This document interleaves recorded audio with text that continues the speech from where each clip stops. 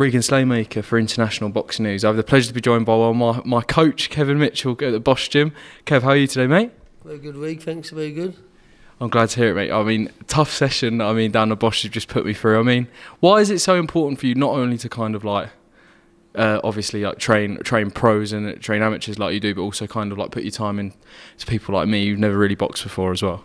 I think anyone who wants to give me a bit of time into and give me their heart and they want to put their soul into it, I'll put my soul into them and I'll help them out. I think with boxing, at all levels, no matter whether it's the elite level or whether it's beginners, I enjoy teaching. Yeah. And you're very good at it, mate, I have to say. Also, we'll jump straight into it. Obviously, you've got two fighters fighting on Friday at York Hall, the TM14 show. I think it's been shown on a Fight Zone as well, which is nice to give them a platform as well. The first one who I do want to talk about is Shauna O'Keefe. I mean, she's won multiple national and international titles for Ireland, but now she's kind of relocated to Essex to train with yourself. How is that all going for you? It's going really well. She's come over. She's only been here for about 12 weeks. She's doing really well. She's sparring hard. She's sparring some top quality sparring partners. The transition from the amateurs to the pros obviously takes time. So I've said to her, don't expect too much of yourself early doors. But she's making fast improvements already. But you watch her after 4 or 5 fights in, she'll be unbelievable. I was going to say, what can people expect from Shauna O'Keefe's pro debut and the future fights to come? What can people expect? She's naturally very talented, naturally very explosive. I'm just adding to her, and she's learning quick. She works very hard. She wants it very badly. She's very, very confident, which is that I like very much. She's at a good age. She's 29. She's a 130 bat amateur girl with only 6 losses. She had a lot of experiences. She's been there with Katie Taylor.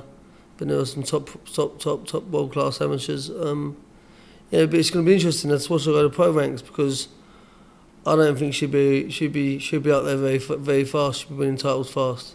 When I watch her in sparring, she's very heavy-handed, very explosive, and she's not doing this against mediocre fighters. She's doing this against world champions. She's sparring well against world champions. She's done really well. Definitely, and obviously one of those world champions is Caroline DeBar, obviously kind of outside of kind of Katie Taylor in the lightweight division. She's right at the top. She's got that IBO world title as well, obviously, and she's holding her own in those sparring sessions as well. Yeah, most definitely. She's doing very well, considering she's only not had 1 bat yet, and like Caroline DeBar's had like 10 bats in. And she's sparring other girls. We've been going around loads of other gyms sparring with her, and she's like with girls with great experience, and she's flying. She's doing so well. I'm really shocked how she took to it. Definitely. Another fighter of yours on the card who you help co-manage and co-train as well, or you manage and co-train, is Sonny Boy Hardy, obviously lightweight prospect. Obviously you've helped him for some time, but now kind of taking more of a forward step with him, and he's also fighting on Friday. What can people expect from him? Yeah, no, he's doing really well. I remember bumping into his dad Dave when Sonny was a little kid. And I said, if I'm managing and coaching when he turns pro, I still look after him. And I reckon Sonny must have been probably a good part about 12 years of age. And years later, he works out I'm managing him and co-coaching with his dad Dave. But he's doing really well, I'm looking after him. He's doing good. I'm tidying him up. I'm neatening him up a little bit. His spines, he's getting better every spar. He'll be explosive. He's got a tricky fighter, switch hitter. He's got quite a good opponent, but over 6 rounds. I think we'll get to over 6 rounds though. Definitely. Well, we look forward to seeing it and get yourself down to York Hall. Another one, another thing that Sonny's been doing is obviously he's got high-level sparring as well. He sparred with Fred Pullen, obviously, who we'll get onto in a minute, high-level amateur. And then also Joe Cordina, 2 fighters. Fred's nearly at the top of the amateur game, but Joe Cordina very much at the top of the pro game as well. Yeah, he's been sparring with Joe for years, He's a really tough kid. Even when he was younger, Sonny used to spar with Joe.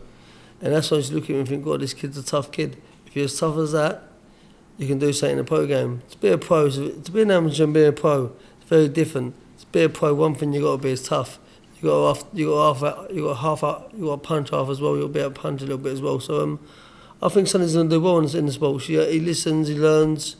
He's obviously sparring with Cordina's.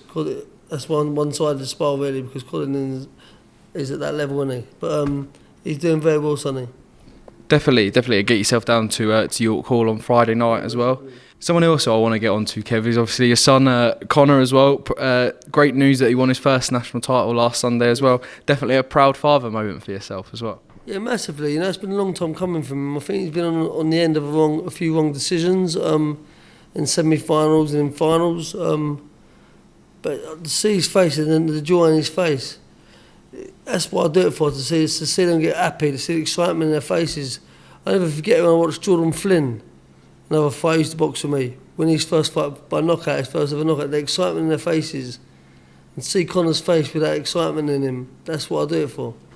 Definitely as well, and obviously Conor rounded off a bit of history as well. Obviously at the West Ham Amateur Boxing Club as well. It's the first time an uncle and then two brothers, an uncle and a father, and then your son as well have won national titles in the first time in 100 years. I think it is. Obviously you're making history. It made history. It's the first time on the board, the West Ham board. It's got lots of champions on it, great fighters, great names. Nigel Benn's one of them. Terry Spinks another one. You got Jimmy Tibbs is on there, Mark Tibbs is on there. There's so many, I could just go on forever. Names are on that board. Yeah, and it's good that me and my brother won it, and then my son's won it. So it's the first three of us. Yeah, they've got it on there. So in 100 years, special. It definitely is, and more to come from Conor as well. More to come from Kevin in the program as well as a coach. Obviously, I don't want to move on to Fred Pullen now. See, Team England amateur. He's just brought back another gold, but that's 2 golds now he's won. I mean, what if people don't know Fred Pullen? What should they know about him? So when I first started training Fred, when I met Fred, we properly met him. His dad's a friend of mine, so is his mum. And as weird as it is, Fred Pullen's granddad owned the Thompson Beckett pub gym years ago, but not many people know that about Fred. But Fred was basically, I watched him box up in Devon, and he didn't look fit, and he got beat. And I said to his dad, I said, I can help you, Dad, I'll help you train him. But don't get me wrong, I can't train every kid. Styles have to mix with the coaches. It has to go with each other. And I looked at him, I thought I could help this kid, so I helped him. Started training him and that. And he's just gone better and better and better. The first thing with Fred, he was very explosive. Well, he could be quite aggressive in sparring. He'd lose his head a bit. But for me, it was like controlling his mind, getting his mind calm and things like that. And calming his situation down the way he does things. He'll come back to the corner all erratic and all that aggressive. And I'd go, calm down, Fred, breathe. And this went on for about a good year.